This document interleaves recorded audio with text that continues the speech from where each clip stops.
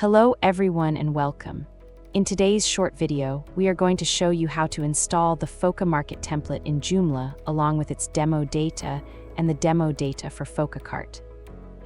For this tutorial, we are starting with an installation of Joomla 6 with the Phoca Cart component and its modules already in place. We will be installing 3 specific packages. First, we will install the template itself. After that, we will install the demo data for the template, which consists of simple modules. Finally, we will install the demo data for Phoca Cart, which includes the sample products and categories.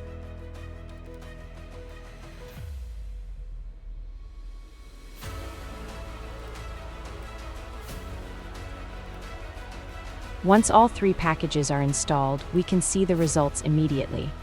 We simply switch from the default template to the Phoca Market template, and on the front end, we can see the new layout, the demo modules, and the Phoca Cart products.